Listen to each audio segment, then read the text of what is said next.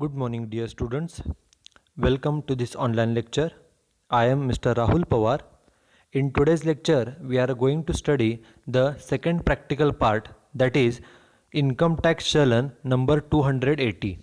Okay, this is the second practical part, and in this particular lecture, we are going to study the usefulness of this particular income tax challan.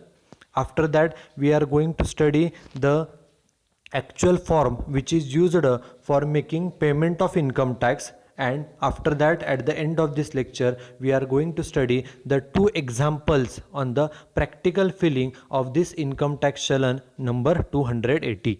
आपण आजच्या या लेक्चरमध्ये आपल्या सिलेबसप्रमाणे जो second practical part आहे ज्याचं नाव आहे income tax challan number 280. हे इन्कम टॅक्स चलन म्हणजे काय, इन्कम टॅक्स चलनचा वापर कशासाठी केला जातो, त्याचा फॉर्म कसा आहे आणि त्याचे आपण दोन एक्झाम्पल्स हे आपण आजच्या या लेक्चरमध्ये पाहणार आहोत.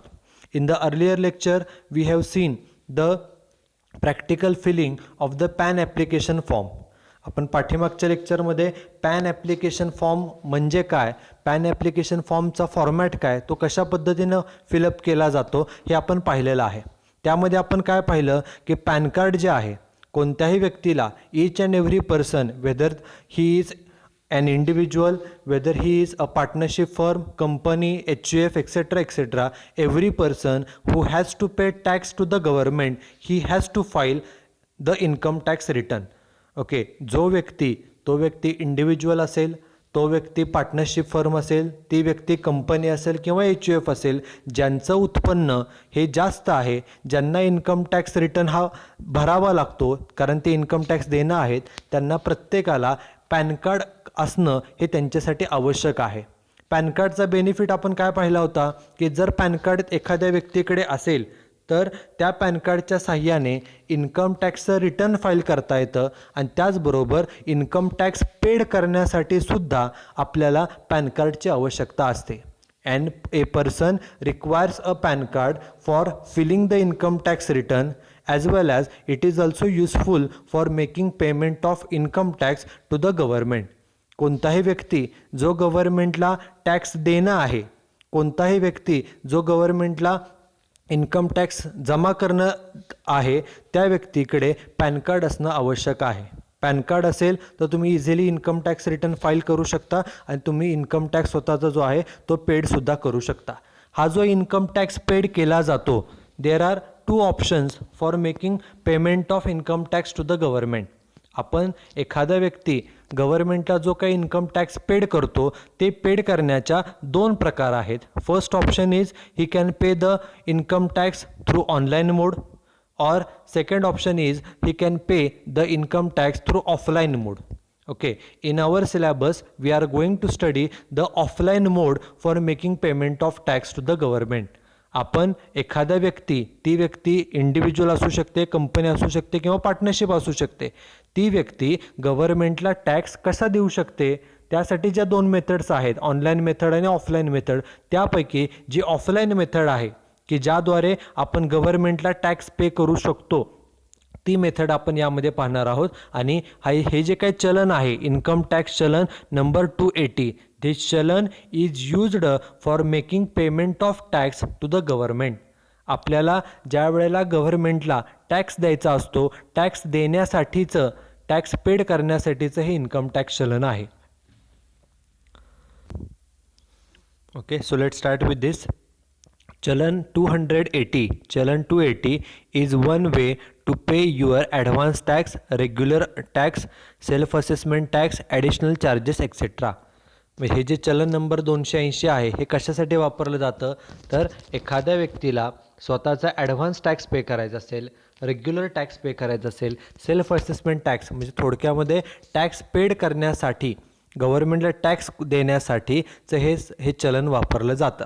आणि हा टॅक्स कुठे पेड केला जातो, हे चलन भरून कुठे पैसे जमा करायचे, दिस चलन can be deposited in the specific nationalised banks. जसं की ज्या मोठमोठ्या बँका आहेत नॅशनलाइज बँक, त्यापैकी एक म्हणजे SBI, स्टेट बँक ऑफ इंडियासारख्या बँकांमध्ये हे इन्कम टॅक्स चलन भरून तुम्ही तुमचं इन्कम टॅक्स जमा करू शकता.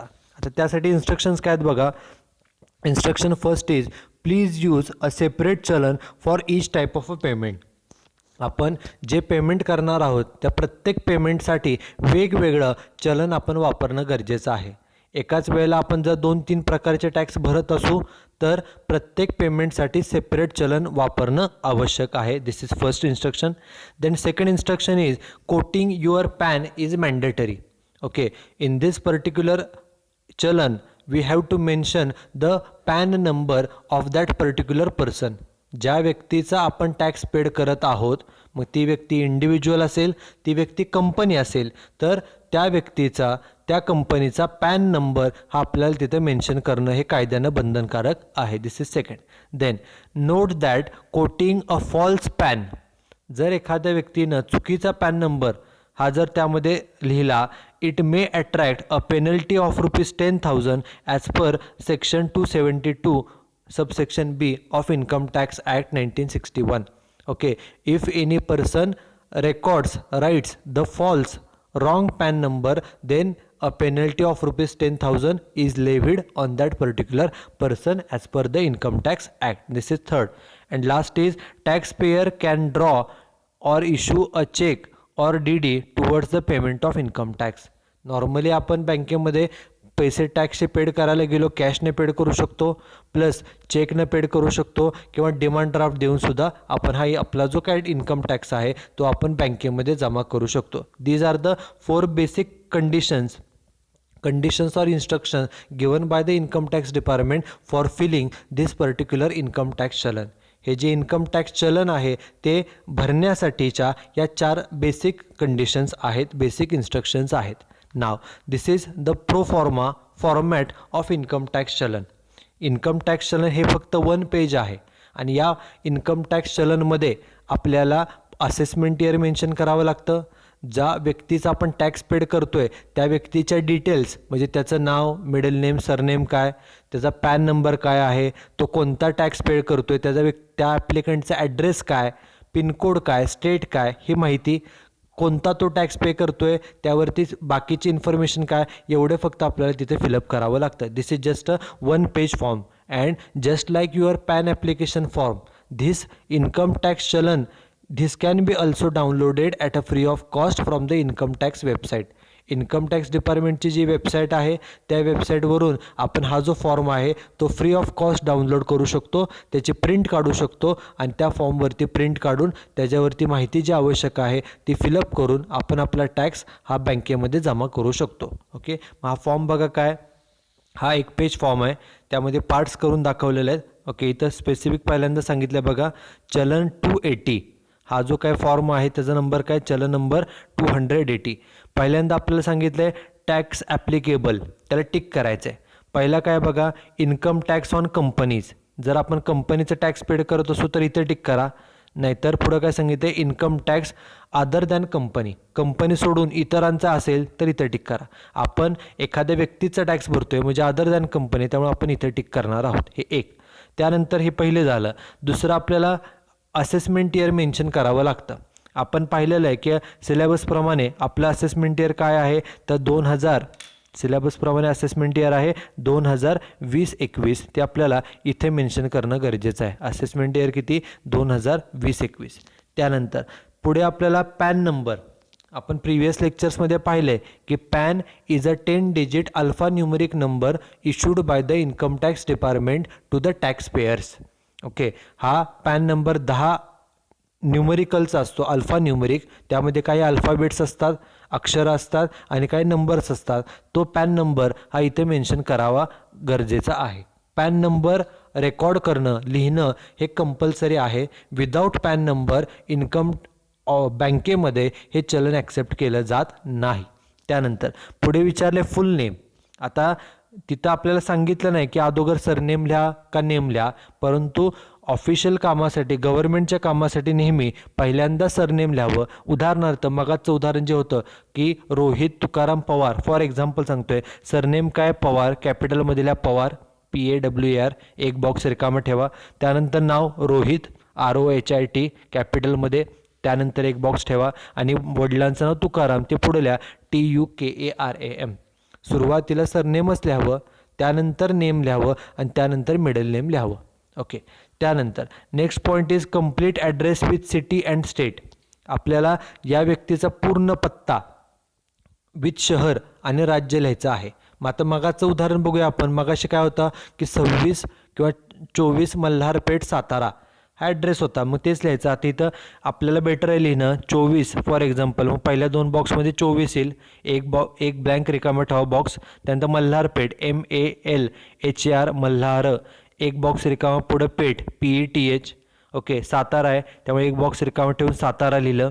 बरोबर. सातारा लिहिल्यानंतर आपला पत्ता पूर्ण लिहून झाला सरळ रेषेमध्ये. एक बॉक्स रिकामा ठेवा, पुढं स्टेट लिहायचं आहे. स्टेट लिहा महाराष्ट्र. समजा इथं बसलं, समजा पुरलं नसेल तर नेक्स्ट लाईनला तुम्ही राहिलेले जे अक्षर आहे ते पुढे लिहू शकता. किंवा अगदी इथं बसत नसेल दुसरं ऑप्शन, इथं तुम्ही सातारा लिहिले, इथं महाराष्ट्र बसू शकत नाही, तर तुम्ही खालच्या लाईनला महाराष्ट्र लिहिलं तरी चालू शकेल. आपल्याला फक्त ज्या व्यक्तीचा आपण टॅक्स पे करतोय त्या व्यक्तीचा फुल address with city with state ती तिथं मेन्शन करायचं आहे.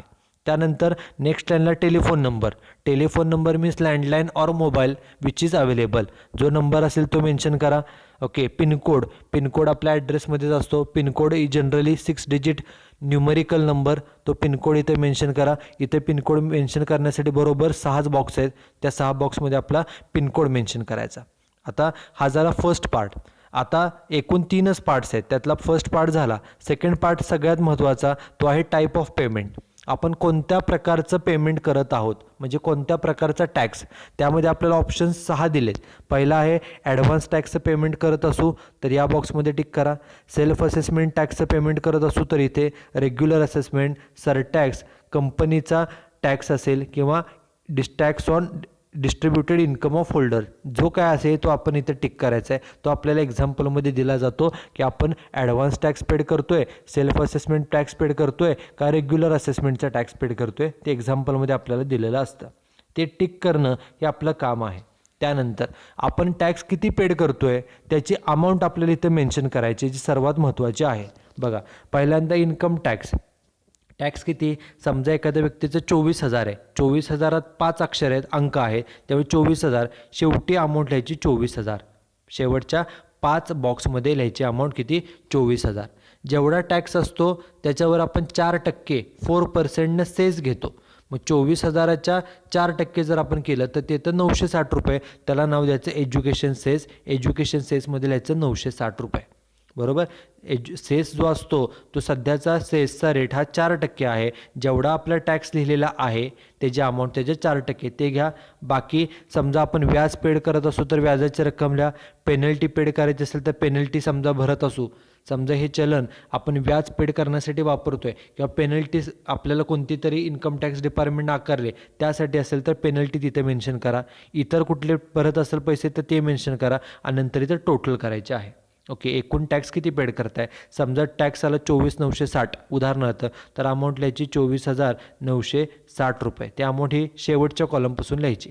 आता हे लिहिल्यानंतर आता अमाऊंट 24,000 आहे. आता इथं ते आपल्याला वर्ड्समध्ये मेन्शन करायचे. आता 24,000, 1000 म्हणजे 1000, त्यामुळे 1000च्या बॉक्समध्ये लिहायचं 24. बघा केअरफुली. 960 म्हणजे 900 आहेत. बरोबर. 24,960 आहे. 900 म्हणजे हे 900 म्हणजे 9 किती, 900 म्हणजे हे 9 आहेत म्हणून 100मध्ये लिहायचं 9. 24,900 आणि 60 आहेत. 60 म्हणजे किती, 10, तर 6 10 म्हणून 60. इथं 10मध्ये लिहिलं 6. ओके. हे लिहिण्याची फक्त पद्धत आहे बघा, हे फक्त समजून घ्या. 24,000 आपल्याला 1000 म्हणजे 1000 म्हणून 1000च्या खाली लिहिलं 24. 24 झाले. 900 म्हणजे 9 झाले 100 किती वेळा, 9 वेळा म्हणून 100च्या खाली लिहिलं 9. आणि 60 म्हणजे की 10च्या पटीत किती, तर 6 वेळा म्हणून 10च्या खाली लिहिलं 6 युनिटमध्ये डॅश. आता समजा एखाद्या व्यक्तीचा टॅक्स जे आत्ता उदाहरण घेतलं त्याच्याऐवजी तो आला 32,415 उदाहरणार्थ, तर किती हजार आहेत, 32 म्हणून 1000च्या खाली लिहायचं 32. 400 म्हणजे किती 100 आहेत, 4 म्हणून 100च्या खाली 4. 15मध्ये आता 10 किती आहेत, 1 10 आहे म्हणून 10च्या खाली 1 झालं आणि राहिले किती शेवटचे 5, ते लिहायचे युनिटमध्ये 5. म्हणजे हे वाचण्याची पद्धत कशी, 32,415 रुपये. ओके. जो टॅक्स आहे तो इथं फक्त मेन्शन केला. आता आपण टॅक्स 32,415 आहे तो कसा पेड करतोय. जर कॅशमध्ये पेड करत असू तर कॅशला बरोबरचे टिक करा, बाकी खोडून द्या. जर समजा चेकने पेड करत असू, चेक ठेवा, बाकीचं खोडून द्या आणि चेकचा नंबर इथे टाका, चेकची तारीख टाका, चेक कुठल्या बँकेचा आहे ते ब्रँचचं नाव टाका, चेकची तारीख काय आणि signature of person making payment इथं सिग्नेचर करा. ओके, हे जेव्हा जमा करतो आपण बँकेत तेव्हाची तारीख आणि पुढे आपली सही. ओके, जर समजा हे आपण पेमेंट जे काय आहे 30,000 22,000 ते जर कॅश न करत असू तर बाकीचे चेक नंबर, डेट, बँक वगैरे लिहिण्याची आवश्यकता नाही. जर चेकनं पेमेंट करत असू तरच चेक नंबर, चेकची तारीख, बँक कोणत्या बँकेचं चेक आहे, ब्रांच कोणती हे आपल्याला मेन्शन करावं लागतं. त्यानंतर राईट साईडला जे सांगितलं आहे ते बँकेनं भरण्याची इन्फॉर्मेशन आहे, ते आपण काही भरायची नाही. इथं बँक सही शिक्का मारून आपल्याला देणार आहे. ओके, या पुढच्या पार्टमध्ये सही शिक्का आपल्याला मिळतो. आणि हा जो तिसरा पार्ट आहे तो आहे टॅक्स पेयर्स काउंटर फॉईल. म्हणजे हा जो काय फॉर्म आहे जो आपण मगाशी पाहिला, ओके, ह्या फॉर्म फिलअप करून दिल्यानंतर हा जो शेवटचा हिस्सा आहे यावरती बँक सही शिक्का देते आणि एवढा भाग हा कट करून हा आपल्याला दिला जातो. आणि हा जो वरचा पार्ट आहे एवढा सर्व हा बँके आपल्या स्वतःकडे ठेवते. बघा, मग यात काय लिहायचं आहे, टॅक्स पेयर्स काउंटर फॉईल म्हणजे पोचपावती to be filled by the tax payer. आपणच भरायचं आहे. पहिला आपला पॅन नंबर मेन्शन करा, 10 अक्षरी असतो, अंकी अक्षरी तो लिहा.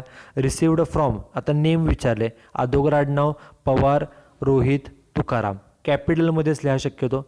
कॅश किती मिळाली हे बँक आपल्याला देते. कॅश किती, समजा आपण कॅशने पेमेंट करतोय केले तर कॅशची रक्कम इथं लिहा समोर रुपीच्या पुढे. ती जर रक्कम जी आहे समजा 30,412 तर लिहा 30,412 अक्षरामध्ये लिहा. चेकनं पेमेंट असेल तर बँकेचं नाव आणि ब्रांचचं नाव लिहा. बरोबर, हे झालं. आता कॅश नसेल तर बाकी काय बँकेचं नाव वगैरे येणार नाही. चेक नसेल तरच फक्त ही माहिती भरावी लागते. जर आपण कॅशनं पेमेंट केलं तर बँकेचं नाव वगैरे काही येण्याची प्रश्न नाही. त्यानंतर इथं बँकेचा सील, बँक आपल्याला सही देते सही शिक्का मारून. आणि शेवटी आपल्याला पुन्हा विचारलं आहे असेसमेंट इयर काय 2020-21. आणि फक्त एक पार्ट राहिला की on account of income tax on type of payment. आपण इंडिव्हिज्युअलचा टॅक्स पेड करतोय म्हणून इथं कंपनी आहे त्याला काट मारायची आणि अदर दॅन कंपनीला बरोबरचे टिक करायची.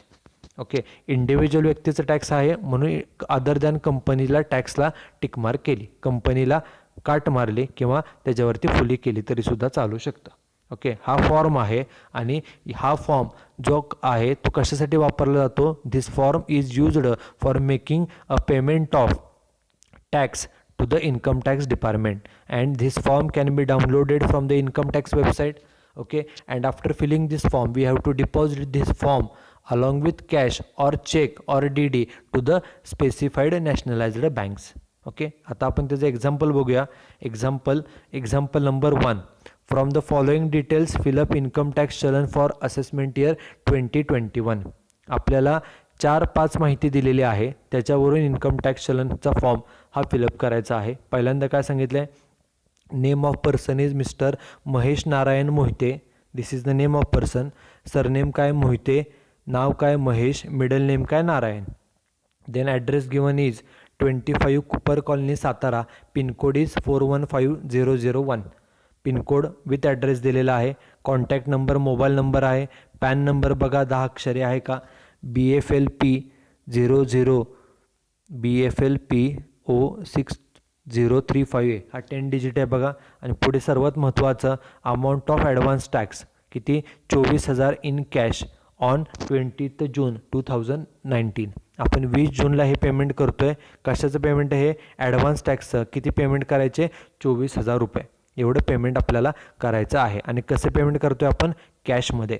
व्यक्तीचं नाव काय आहे, मोहिते महेश नारायण. बघा, मग हा चलन आहे. पहिल्यांदा असेसमेंट इयर लिहिलं सांगितल्याप्रमाणे 2020-21. आपण एका व्यक्तीचा टॅक्स भरतोय म्हणजे अदर दॅन कंपनी. व्यक्ती म्हणजे कंपनी व्यतिरिक्त आहे म्हणून अदर दॅन कंपनीचा भरतोय म्हणून अदर दॅन कंपनीला टिक केला. त्यानंतर पॅन नंबर बघा आपल्याला सांगितलं आहे. काय पॅन नंबर, एक्झाम्पलमध्ये फर्स्ट एक्झाम्पलमध्ये पॅन नंबर इथं आहे बघा, आहे तसा पॅन नंबर मेन्शन करायचा या ठिकाणी पॅन नंबरमध्ये. त्यानंतर नेम.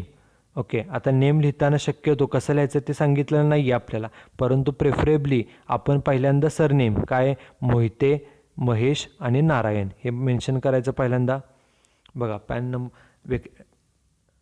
ॲप्लिकंट्स नेममध्ये मोहिते कॅपिटलमध्ये एक बॉक्स रिकामा, मोहितेनंतर काय नाव आहे, मोहिते महेश नारायण. बघा, मोहिते महेश नारायण. मोहिते लिहिल्यानंतर एक बॉक्स रिकामा, महेश लिहिल्यानंतर एक बॉक्स रिकामा आणि नारायण लिहिल्यानंतर एक बॉक्स रिकामा, आणि हे सर्व कॅपिटलमध्ये लिहा. त्यानंतर address with city and date, with city and state, सर्व माहिती लिहायची आपल्याला. बघा, ॲड्रेस काय, 25 कुपर कॉलनी सातारा, ॲड्रेस आहे तसा लिहिला. बघा, 25 स्पेस रिकामा, कुपर COOPER, एक बॉक्स रिकामा, कॉलनी COLONY, एक बॉक्स रिकामा, सातारा, एवढंच लिहायचं आहे. त्यानंतर टेलिफोन नंबर आपल्याला दिलेला आहे तो इथे लिहा. त्यानंतर पिन नंबर आहे तो लिहा. Okay, maximum. आणि तुम्ही काय करू शकता, सातारा लिहिल्यानंतर एक बॉक्स रिकामा ठेवून वाटले तर स्टेट लिहिलं तरीसुद्धा चालू शकेल. ओके, ॲड्रेस लिहिला, टेलिफोन नंबर लिहिला आणि पिनकोडसुद्धा मेन्शन केलेला आहे.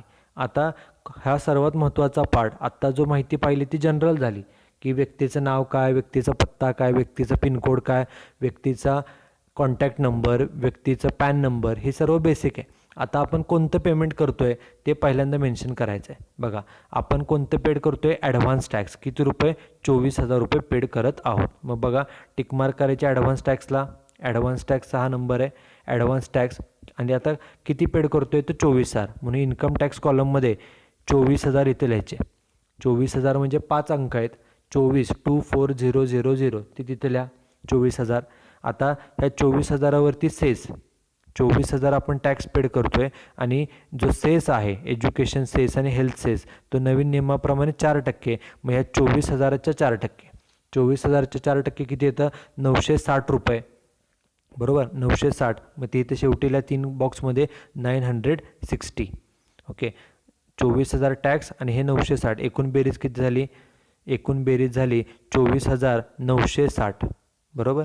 एकूण टॅक्स आपला किती झाला, 24,960, तो इथं टोटलमध्ये येईल 24,960.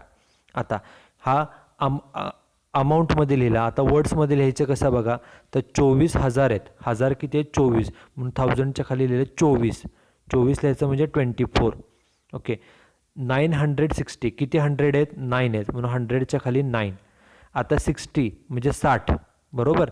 60मध्ये किती 10 आहेत, तर 6 वेळा 10 येतं, म्हणून 6 लिहिलं आणि युनिटमध्ये डॅश. ओके, या प्रकारे इथं अमाऊंट मेन्शन केली. आता हे पेमेंट आपण कशा पद्धतीने करतो आहे, कॅश का चेक, बघा, कॅशमध्ये. आणि किती तारखेला, 20 जून 19ला, म्हणून बघा इथं कॅशमध्ये पेमेंट करतो आहे, म्हणून पेड इन कॅश ठेवा, बाकीचं सर्व खोडून द्या. त्यामुळे डेट पण काय येणार नाही, ड्रॉन ऑन चेक, बँकेचं नाव पण काय येण्याची काय गरज नाही आहे. डेट आपण कोणत्या तारखेला पेमेंट करतो आहे, 20 जून 19ला, ती तारीख इथे टाका, 20 जून 19. सिग्नेचर त्या व्यक्तीची काय असेल ते, हे झालं. त्यानंतर आता इथं बँकेची माहिती, बँक माहिती भरणार आहे. फक्त आपल्या इथं काय लिहायचं आहे बघा, डेट, मंथ आणि इयर. ओके, जी काय तारीख आहे ती इथं मेन्शन केली तरी चालू शकते, किंवा बँकसुद्धा ती माहिती फिलअप करेल. त्यानंतर आता हा जो लास्ट पार्ट आहे, इथं बँक सही शिक्का आपल्याला देणार आहे, शिक्का देणार, सील देणार आहे, बँकेचं सील. ज्या बँकेत आपण हे पैसे जमा करतो आहे त्या बँकेचं सील, शिक्का आपल्याला इथं ते देणार आहेत. त्यानंतर इथं माहिती काय लिहायची आहे, टॅक्स पेयर्स काउंटर फॉईल, म्हणजे एवढा हिस्सा आपल्याला कट करून मिळणार आहे. पहिल्यांदा आपला पॅन नंबर लिहा, त्या व्यक्तीचा दिला आहे. रिसिव्ड फ्रॉम सरनेम, आता सरनेम काय बघा, व्यक्तीचं नाव काय, मोहिते महेश नारायण, म्हणून पहिल्यांदा ते लिहूया, surname Mohite space Mahesh space Narayan. Okay, आता किती रुपये कॅशने मिळालेत आपल्याला, रुपीज. एकूण मग असे आपण कॅल्क्युलेशन केलं, 24,960, हे दिल्या 24,960 अंकामध्ये, 24,960 रुपये इथे मेन्शन करा. ते मेन्शन केल्यानंतर आता हे कॅशमध्ये आहेत, ते आता 24,960 वर्ड्समध्ये लिहा, 24,960, जे आपण अमाऊंट लिहिलेली आहे तीच वर्ड्समध्ये लिहिली. आता ड्रॉन ऑन बँकेचा काही संबंध येत नाही, कारण आपण कॅशमध्ये पेमेंट करतो आहे.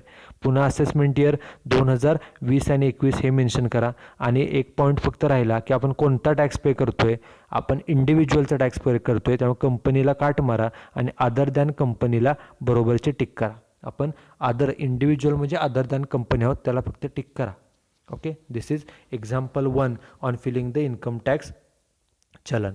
नाव द सेकंड एक्झाम्पल पण यासारखं आहे, फक्त त्यामध्ये जो टॅक्स आहे, मगाशी आपण जो होता तो ॲडव्हान्स टॅक्सचं पेमेंट होतं. आत्ताच्या एक्झाम्पलमध्ये बघा, एक्झाम्पल नंबर 2 आता बघूया आपण. एक्झाम्पल नंबर 2 काय सांगतं आहे?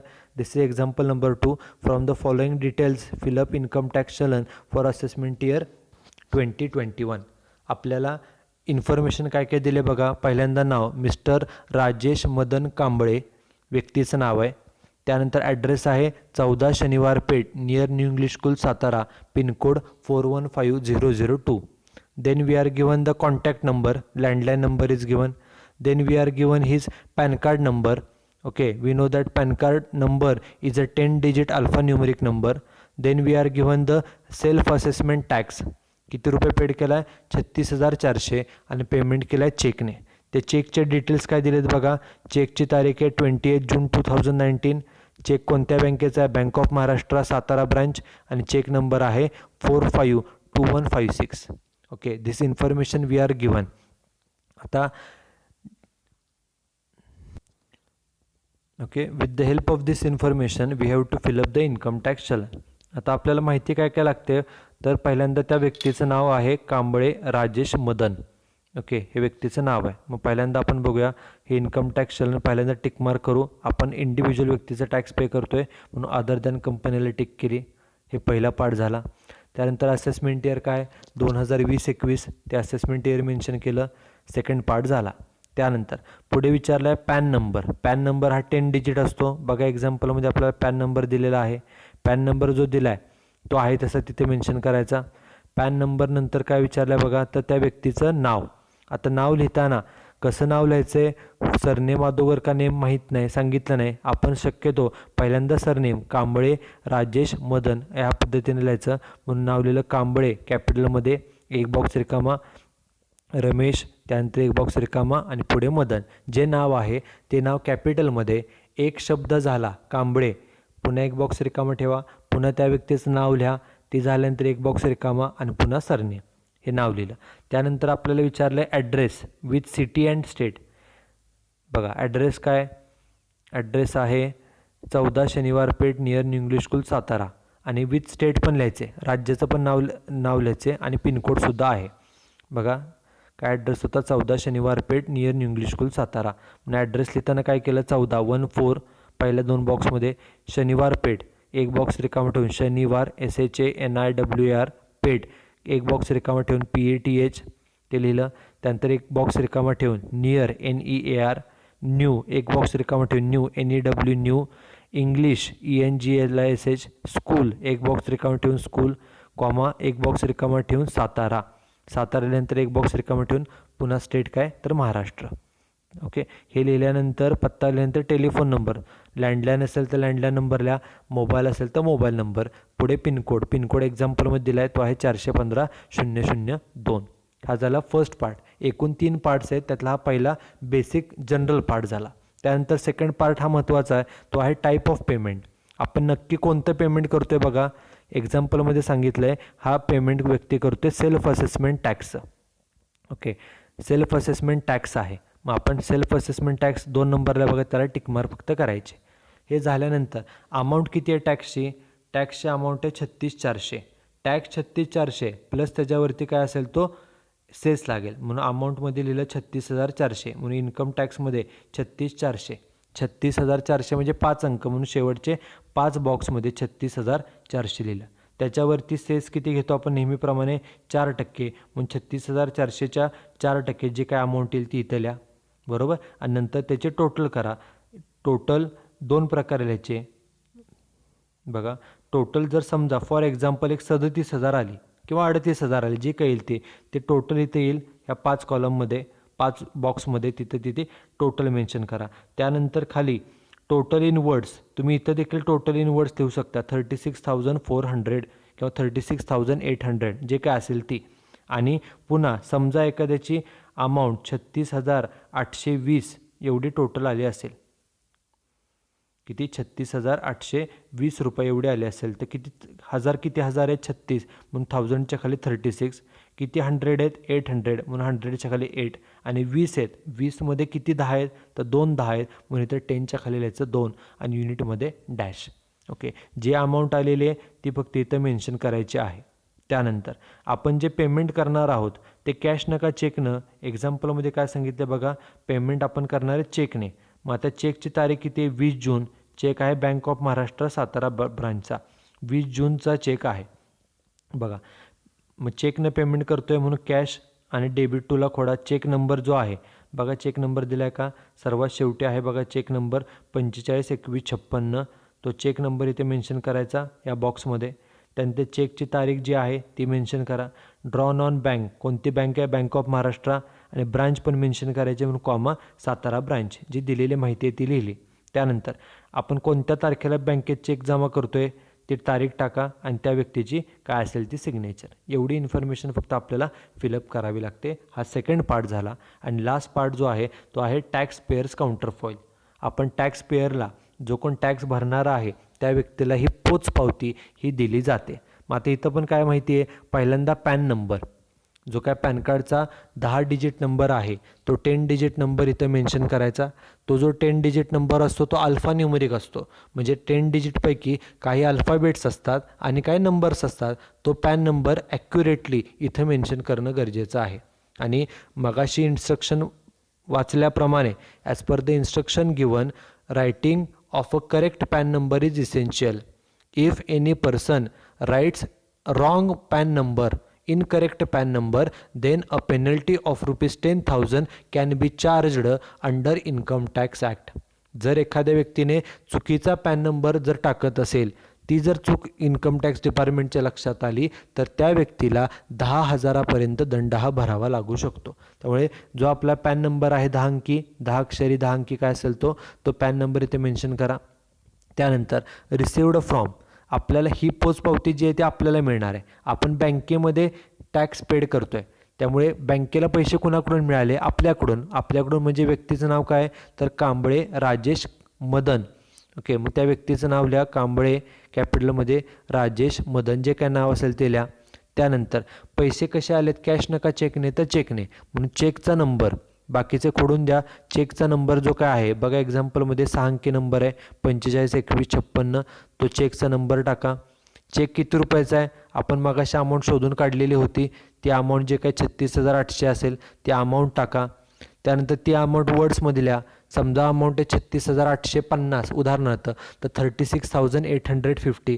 एखाद्याची अमाऊंट आहे 37,200 तर 37,200. जी काय आपली मगाशी इथं टोटल अमाऊंट आलेली आहे तेवढ्या रकमेचा चेक इथं अमाऊंट रुपीजमध्ये आणि इथं अमाऊंट जे आहे ते वर्ड्समध्ये मेन्शन करायचे आहे.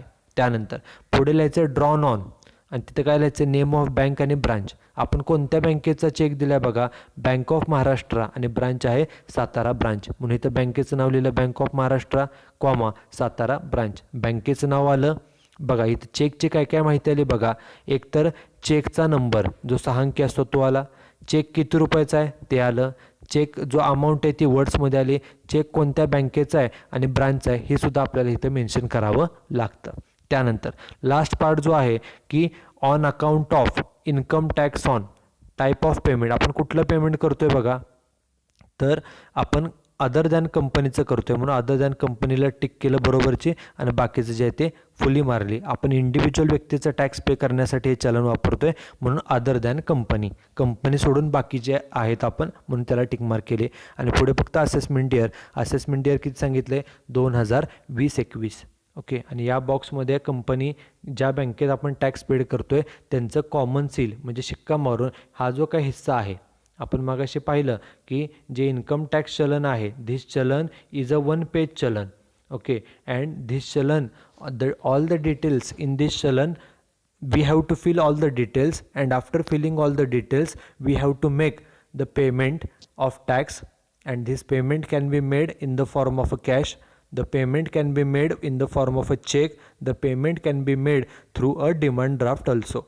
And after writing all the details in this form, या फॉर्ममधील सर्व माहिती भरल्यानंतर we have to deposit this form along with cash or along with demand draft or along with check in the nationalized bank. आपण हा जो काही income tax चलन आहे हे चलनमध्ये पूर्ण माहिती भरून झाल्यानंतर जे काय पेमेंट आपल्याला करायचं आहे, मग ते सेल्फ असेसमेंट टॅक्स असेल, रेग्युलर असेसमेंट टॅक्स असेल किंवा अजून कोणत्याही टॅक्सचं पेमेंट करत असो, इंटरेस्टचं पेमेंट असेल, फाईन आपल्याला एखादा लागला आहे त्याचं आपण पेमेंट करत असू, तर त्याला तिथं टिक मार्क करायची आणि कॅशनं किंवा चेकने किंवा डिमांड ड्राफ्टने आपण हे पेमेंट हे करू शकतो. ओके, त्यासाठीचं हे चलन आहे. हे पूर्ण चलन फिलअप केल्यानंतर बँकेमध्ये ते जमा केल्यानंतर बँक ते ॲक्सेप्ट करते आणि सही शिक्का देऊन हा जो काय पार्ट आहे तेवढा कट करून आपल्याला ॲक्नॉलेजमेंट पोचपावती म्हणून हा आपल्याला दिला जातो आणि यावरती बँकेचं सही असते, शिक्का असतो आणि रेफरन्स नंबर देखील आपल्याला दिला जातो. ओके, तो फ्युचर पर्पजसाठी आपण आपल्याकडे व्यवस्थित स्टोअर करणं हे गरजेचं आहे. Okay, so this is the second part or second practical regarding the income tax चलन नंबर 280. मगाशी सांगितल्याप्रमाणे आपल्याला सिलेबसप्रमाणे in the previous few lectures we have studied the filling of a PAN application form. Pan card काढण्यासाठी application form जसा असतो तसंच आपण या लेक्चरमध्ये इन्कम टॅक्स जो आपण पेड करतो गव्हर्नमेंटला, nowadays many people use online method. Okay, by sitting at home on the computer on the telephone, on the mobile phone, we can easily make payment of tax to the government, but still some people prefer this offline mode for making payment of tax. आपण अजून देखील कित्येक लोक ही offline मेथडद्वारे फक्त आपल्याला हा जो काही चलन आहे त्याचे प्रिंट काढावे लागेल, त्यामध्ये सर्व माहिती पण काय जास्त नाही आहे. Hardly you require 10 minutes, 5 to 10 minutes for filling the details. In this particular form we have to mention the date, we have to mention the assessment year, you have to mention the name, full name, address, pin code, then other information like state, then which type of tax you are going to pay, other details like if you are going to make payment by check, जर तुम्ही चेकनं payment करत असाल तर चेकचा number, चेकची तारीख, चेकची अमाऊंट, चेक कोणत्या बँकेचा आहे, कोणत्या ब्रांचचा आहे, ही सर्व माहिती ही तुम्हाला त्यामध्ये फिलअप करावी लागते. आणि ऑनलाईन काही जण टॅक्स का पेड करत नाहीत, काही चुकून जर काय मालवेअर असेल, ओके, जर काही कॉम्प्युटरमध्ये किंवा मोबाईलमध्ये व्हायरस असेल तर काही वेळा पेमेंट आपलं प्रॉब्लेम येऊ शकतो. म्हणून अजून देखील कित्येक लोक हे ऑफलाईन मोडनं टॅक्स हा पेड करत असतात. ओके, आणि हे जे काही इन्कम टॅक्स चलन आहे, ओके, हे इन्कम टॅक्स चलनसाठी इन्स्ट्रक्शन त्यांनी बेसिक इन्स्ट्रक्शन फक्त सांगितलेल्या आहे. ओके, इन्स्ट्रक्शन काय काय सांगितल्या होत्या की use a separate challan for each type of a payment. आपण समजा एका वेळेला 2-3 प्रकारचे टॅक्स पेड करत असू तर त्यासाठी आपण प्रत्येक पेमेंटसाठी वेगवेगळे चलन वापरणं गरजेचं आहे. त्यानंतर रायटिंग पॅन इज मॅन्डेटरी. हा जो काही इन्कम टॅक्स चलन आहे या चलनावरती पॅन नंबर मेन्शन करणं हे मॅन्डेटरी आहे. Without pan number you cannot submit this particular चलन इन अ बँक. या चलनवरती पॅन नंबर लिहिल्याशिवाय तो व्यक्ती बँकेमध्ये हे चलन जमा करू शकत नाही. त्यानंतर तिसरं सांगितलं आहे कोटिंग फॉल्स पॅन.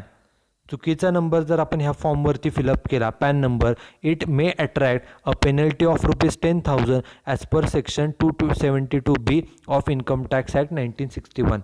आपला जो पॅन नंबर आहे प्रत्येकाला दिलेला पॅन नंबर हा युनिक असतो, वेगवेगळा असतो आणि तोच पॅन नंबर आपण सर्व ठिकाणी लिहिला पाहिजे ज्या ठिकाणी मागितलेला आहे. हे जे काही चलन आहे इन्कम टॅक्स चलन, यावरती तुम्ही इन्कम टॅक्स पेड करण्यासाठी हे चलन वापरताय. या चलनमध्ये पॅन नंबर तर लिहिला पाहिजेच, तो कंपल्सरीच आहे आणि तो पॅन नंबर ॲक्युरेट असला पाहिजे. जर एखाद्या व्यक्तीने if any person writes the wrong PAN number or false PAN number, then a penalty up to ₹10,000 can be levied on that particular person. 10,000 पर्यंत दंड हा भरावा लागू शकतो जर चुकीचा पॅन नंबर लिहिला तर. आणि शेवटचं आहे की tax payer can pay the tax by cash, by cheque, by demand draft also. असं नाही की फक्त कॅशमध्येच आपल्याला पेमेंट करता येते. आपण टॅक्सचं पेमेंट आपण हा फॉर्म बँकेमध्ये जमा करणार आहे, या फॉर्मबरोबर आपण पेमेंट कॅशमध्ये करू शकतो, चेकने सुद्धा करू शकतो किंवा डिमांड ड्राफ्टने सुद्धा पेमेंट हे करू शकतो. Okay, so that's it with today's lecture. In today's lecture we have studied the income tax challan number 280. We have studied the instructions for filling the form, and we have just seen the two examples on the filling of the income tax challan. Okay, so that's it with today's lecture. In the next lecture we will see the last third part of relating to the practical paper number 3. Okay, so that's it with today's lecture. Thank you very much.